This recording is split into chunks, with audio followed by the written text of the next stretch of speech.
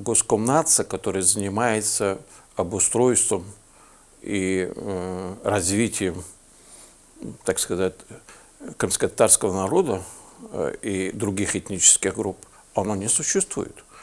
У него нет никаких полномочий.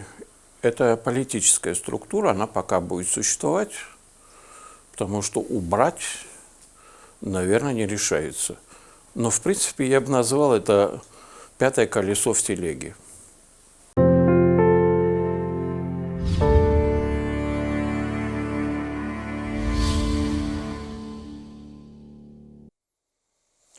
Эдем Дудаков, отца моего звали Мугарем. Нахожусь сейчас на пенсии. Занимаюсь тем, что мне нравится, что давно мне, наверное, нравилось.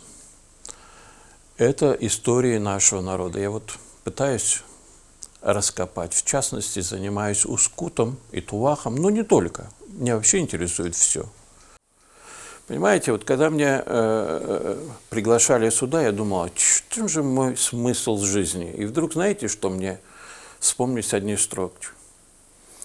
Татарханда деп сурарман мезарлыхтан, алмасам яхшы жавап ахджаларма. Вот, наверное, основной смысл жизни – это передать свой генетический код своего народа своим детям. Чтобы они знали, откуда они, кто они, чтобы они не на мифы ориентировались, которых их учат в школах, сейчас особенно, ориентировались на историю своего народа и понимали его, как произошли, что было, какие проблемы и почему мы сейчас на обочине политической жизни Крыма. Я своих детей учу отделять историю от мифов. И не только в отношении Крыма, а вообще касается всего. Касательно Второй мировой войны. Никогда не надо идти на поводу у мифов. Иначе мы с наших детей выхолощем вот этот этнический ингредиент, который мы им передаем. Тогда мы не сможем передать свой этнический код. Корни моего отца, они из Ускута. Мой дед Дудаков Насрулла Сали, лейтенант, погиб в 1944 году в Польше, командуя ротой. А материнская сторона из соседнего села, Тувах, мои оба бабушки оттуда. Мы определили почти полный список алакатской трагедии по Ускуту. И не только тех, которых 63 человека из расстрельного списка. А мы определили, надеюсь, что процентов, наверное, 90 и тех, которые получили большие сроки и не вернулись. И мы посчитали тогда, что не только расстрелянные пострадали, а пострадали и люди, которые получили по 10 лет лагерей и не вернулись, в том числе и с фамилией Дудак. Дудак Мухтерем, еще молодой человек, по тем временам 24 года, получил 10 лет ИТР, это двоюродный брат моего деда, и он не вернулся. Часть, которые получили сроки и все-таки удалось вернуться, почти всех расстреляли по той же статье и по тем же обвинениям, уже в 1937-1938 годах. По алакатской трагедии, если говорить, то там же ведь не только ускутские. Из тех 104 фамилий, что мы нашли сегодня, порядка 30 фамилий, это из близлежащих сел, в том числе и Салушты, из Туваха 8 человек. Так что это очень большая трагедия. По военным нам удалось собрать документально более 80 человек, которые реально с Ускута погибли, и более 40 человек, которые погибли с Туваха. Список депортированных с Туваха и с Ускута с большими ошибками, это так называемые карточки спецрепатриатов с этого села. И удалось, помимо этих карточек, они, кстати, охватывали не весь народ, они охватывали, по всей видимости, работа была сделана некачественно. По истории, вы знаете, за 2 недели до депортации где-то был такой обход, и вот кого они там описали, те семьи потом, в принципе, получили эти карточки сразу в руки. А были те, которые уехали и без карточек, и были депортированы без карточек. Такие семьи мы восстанавливаемся либо Архивные справки нам предоставляют семьи и говорят, да, вот мы отсюда. Ну и, в принципе, старожилы наши знают о том, что эти люди оттуда, с нашего села. И второе, иногда люди не имеют архивных справок, но тогда мы разговариваем с их родителями, они говорят о днях рождения своих братьев и отцов, матерей, и тогда таким образом мы вносим как архивные сведения о семье. С Ускута мужского населения на фронт и в трудармию забрано где-то около 17% населения. Остальных депортировали, ну, в принципе, мы также имеем данные, те, кто умерли в первые годы, не всех, потому что те, которые попали не в Узбекистан и попали куда-нибудь в Мариэл, о них сведений очень мало. Вот недавно одну женщину мы нашли и смогли восстановить 4 семьи. То есть они были, мы не знали, куда они депортировались. В списках наших они были, карточки их были.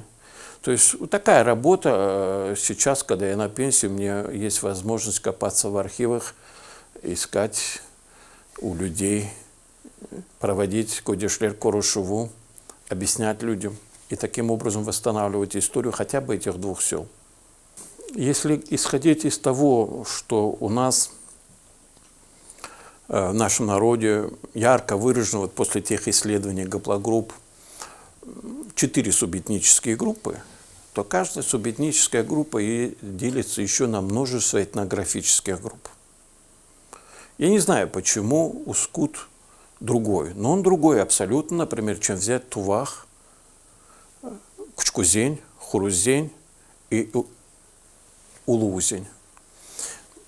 Тувах, эти села называют они Марилель из-за сорного слова, которое они используют при разговоре. Использовали, вернее, раньше при разговоре слово «марре» греческого происхождения. Это слово, но опять же скажу, ничего с греками не имеет общего. То есть у нас есть, наверное, какие-то от древних эллинов гены, наверняка они есть, потому что были колонисты, но не надо упрощать эту систему. То есть на самом деле аборигенный народ, вокруг аборигенных этносов формировался народ. Поэтому Ускут называют таким, наверное, из особенностей. В Ускуте не брали, соседних сел старались не брать никого, потому что считали, это Марилер, они, наверное, считали не наши. Но почему-то очень неплохо относились к Янсала. Вы знаете, такое село есть Янсала за перевалом Кукасанским. А вот оттуда невест брали. Яхшы хыз койден чхмай. Они так говорили. Вообще отдать своим считалось, ну, почетно. Я бы сказал, педантичность, особая гордость за своих, особые какие-то черты, такие характера, которые говорят о том, что вот они считают себя особыми. Они как бы считают вправе поучать даже некоторых. Ведь есть же такая поговорка, которая характеризует вообще, не поговорка, а вот такая как бы икае, можно назвать, для тифе можно назвать, я не знаю. Аллах сакрасын демирджинин опасындан, хурзинин тазындан, күчүкүзинин хызындан, улуузинин суюндан, тувагын хырсызындан ве ускут молласындан. Ну вот, наверное, что-то в них существует такое, что их даже соседи называют Аллах сахласын ускут молласындан. Необходимо для этого, чтобы наши ученые были немножко смелее. К сожалению, после 2014 года в КИПУ произошел надлом. Вот этот стержень, он надломился. Я думаю, что вот это вот поведение руководства, в некотором смысле соглашательское, возможно, надломило стержень. Я думаю, что они должны были остаться ради сохранения университета, занять нейтральную позицию. И вот сейчас даже по Калга Султана они не могут собраться и сделать заявление, только отдельные ученые выступают. Вот этот надлом среди нашего научного, скажем, мира во многом мешает. Люди ищут все, что угодно. Тавров разыскивают, кого угодно, только не исследуют наш народ. Они Крым сделали что-то сакральное, миф такой создали о сакральности Крыма для русского мира, только потому, что здесь крестили Владимир. Но на деле Крым должен был быть каким-то форпостом греческого константинопольского проекта, который развивал бы Российскую империю в сторону духовных центров, в данном случае Константинополь. То есть развитие должно было идти туда. Поэтому мы с тех времен не вписывались в эту систему. И сейчас, и даже в коммунистическом мире, когда существовала, так сказать, коммунистическая держава, тоже ничего не изменилось. В титульной нации только идеологии поменялись. Они стали резко все атеистами, но остались титульной нацией, проводником вот той идеологии государства, создания некого третьего там Рима, я не знаю, коммунистического, православного. Сейчас я не знаю, какой они мир. Говорят, русский мир строят. Если до 2014 года мы были политической нацией, мы открыто говорили, что наша цель – восстановление государственности именно для сохранения своего этноса, то сейчас мы находимся на обочине. Наш народ надломлен, очень сильно надломлен. Не только наши ученые, как я об этом говорил. Вот этот надлом и провоцирует то, что мы ускоренными темпами движемся к ассимиляции. Гораздо быстрее, чем это было до 2014 года. Гораздо быстрее. И это меня беспокоит в отношении близких, в отношении Ускута, выходцев, в отношении Туваха и в отношении всех, всего нашего народа. Коренной народ должен участвовать в жизни вот того кусочка земли, который он называет своей родиной. А сейчас вся проблема же в том, что те, кто сейчас там ищет себе кресло, они ведь не прикрываются этим словом «народ». Они, находясь там, ничего не решают. Точно так же я могу сказать и о других людях, которые почему-то называли себя лидерами, и в итоге это заканчивалось тем, что они ходили куда-то там шептаться наверх. И то не к первым лицам, а к их помощникам. Вот человек, который называет себя лидером, он должен уметь делать заявления от имени народа. Он не должен бояться этих заявлений. За Каспринским, при всем при том, был народ. Была какая-то внутренняя система, замкнутая система, которая внутри Крыма в виде нашего коренного народа существовала. Да, она была ограничена, замкнута, она установила какие-то границы между мы и они. Это как, вот, понимаете, планету. Часто показывают, как одна планета захватывает другую планету. Вот произошло то есть тот компонент, который мы не смешивались в те времена. Мы замкнулись в себе, но за ним был глаз народа. Я бы сказал, народ замкнулся. Конечно, когда происходит какая-то ситуация, ходим друг к другу в гости, как-то все пытаются узнать. С другой стороны, конечно, даже в ситуации с Ханским дворцом, вот с той реставрацией, мы сейчас видим те уголовные дела, которые появились, да, даже там возмущения были, вот такие недемонстративные. То есть люди ходили, видели, как это происходит, смотрели на крышу большой ханской мечети. Некоторые даже плакали и говорили, что превратили его издалека, смотрится на что-то пластиковое. Но говорит о том, что народ подавлен, и такого вот Возможно, поколение лидеров еще не родилось. Может быть, это будет молодое поколение чуть позже, потому что замещение элиты, которое происходит в любой народе, у нас это происходит резко. Точно так же, как в 1938 году. Скосили всех. Вот приблизительно то же самое происходит сейчас. То есть есть такие проблемы, которые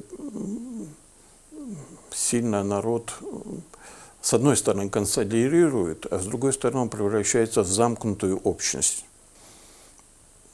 С одной стороны, идут свадьбы, люди женятся, жизнь продолжается, но что-то это мне напоминает период депортации.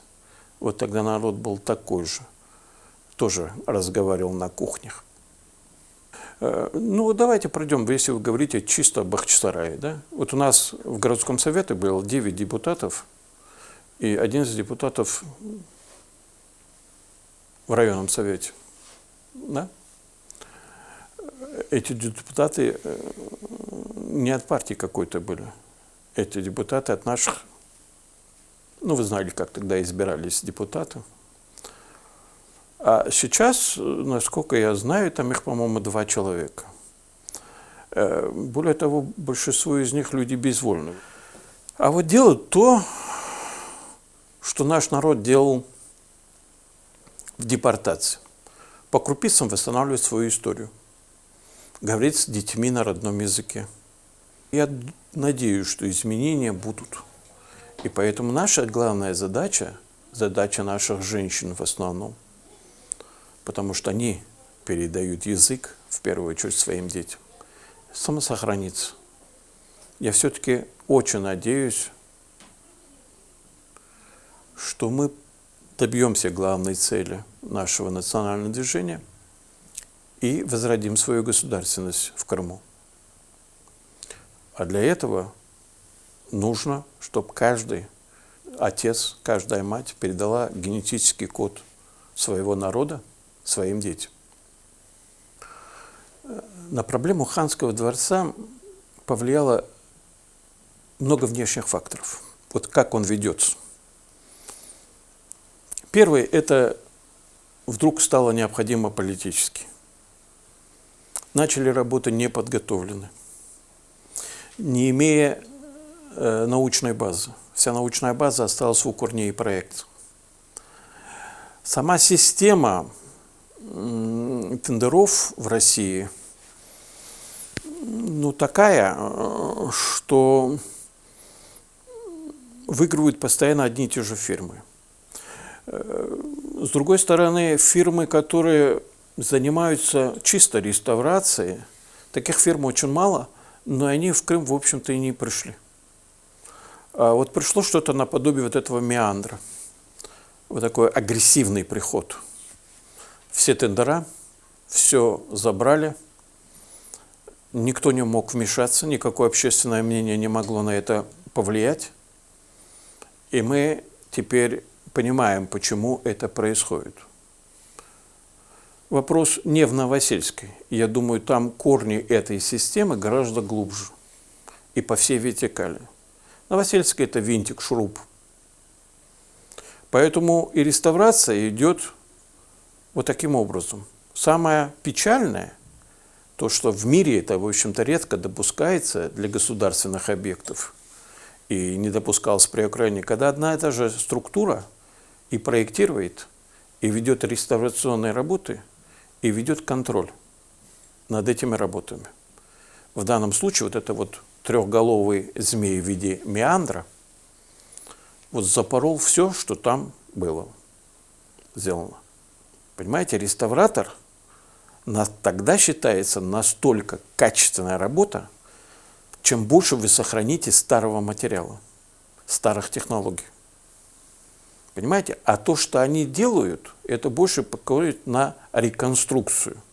То есть какие-то функциональные потребности здания они восстанавливают, но с точки зрения истории, с точки зрения реставрации, они выхолачивают национальное наследие.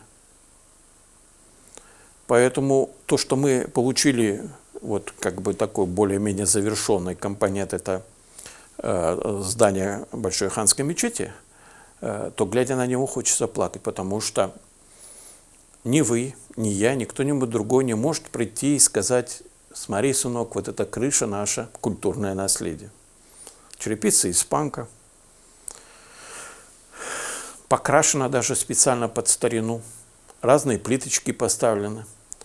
Но вот этого вот древности, что ли, вот это вот то, что заставляет трепетать сердце, когда ты дотрагиваешься до старины глубокой, вот это все выхолощено, оно не сохранилось. Сохранились еще кое-какие там фрески Омера, стены, возможно, что-то еще есть, но большая часть уничтожена. Ну вот, после того, как расстреляли Баданинского, Мария Кустова стала заведовать, может быть, не сразу, но во всяком случае, предвоенный период она стала директором ханского дворца. Она прекрасно знала наш язык.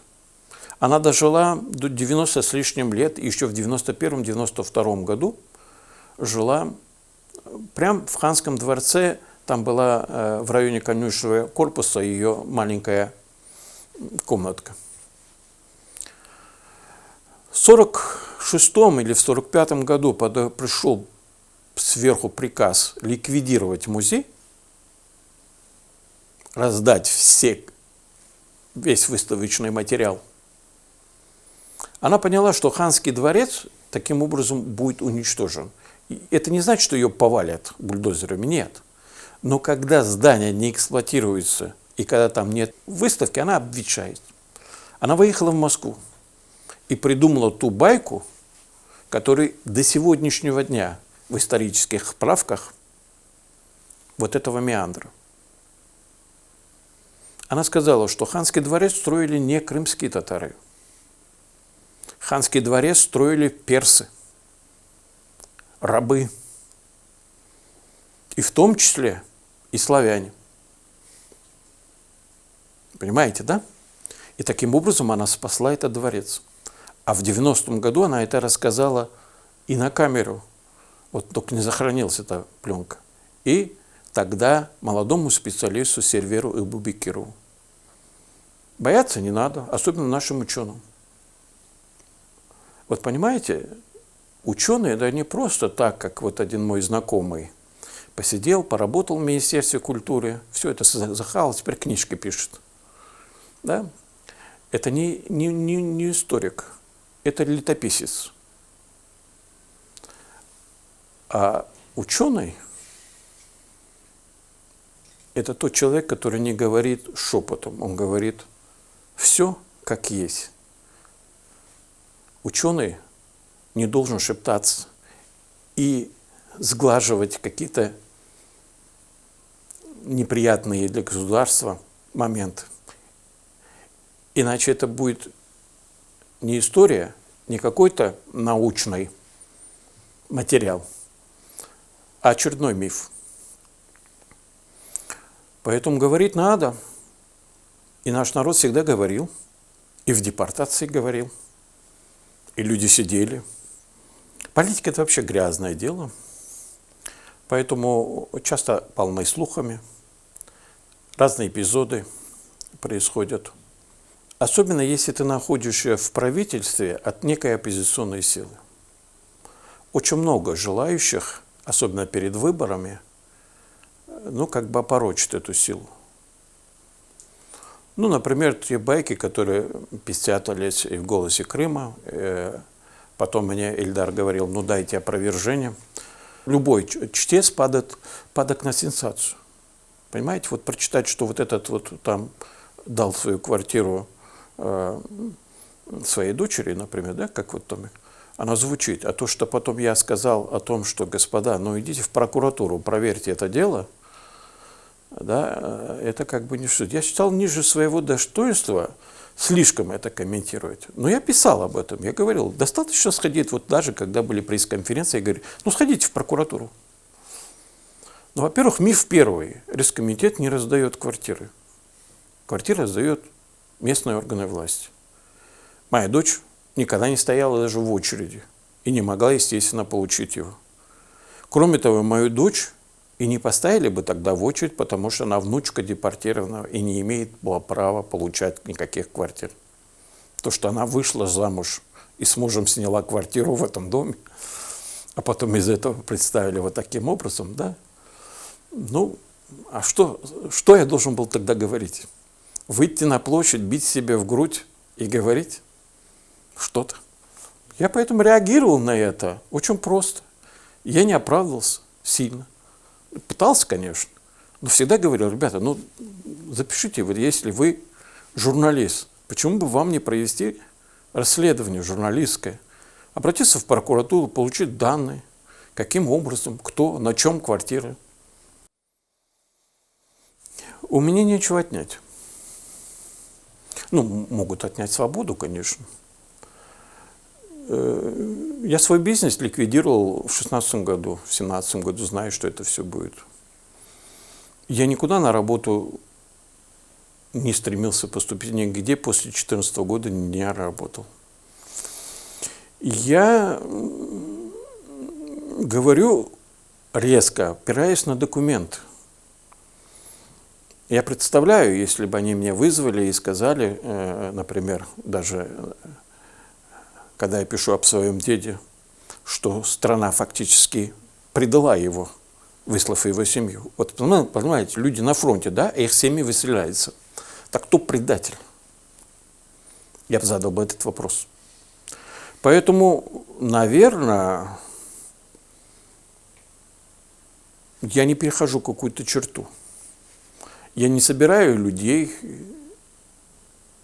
за исключением тех своих соотечественников, где-то проходит такое культурное мероприятие, по дальнему какому-то аллокату, о воинах, которые погибли, какие-то исторические вещи разъясняем, да, о традициях нашего села, о топонимике. Она выработалась еще в депортации. И я думаю, что она выработалась уже к концу даже XIX века. Это построение некой формы государственности. Я думаю, это главная национальная идея. Без этого самосохраниться будет невозможно. То есть должны существовать государственные институты, которые бы гарантировали сохранение языка, уклада жизни, культурных традиций, возрождение истории, не ту историю, которую читаем через украинскую призму или через российскую призму, а именно история Крыма, как она создавалась, как развивалось наше государство. Возрождение в какой-то смысле культурного наследия, топонимики. Да? Ну вот, не вот эти же уродливые названия, да, понимаете, а именно древняя топонимика. Это невозможно, если не возродить государственность.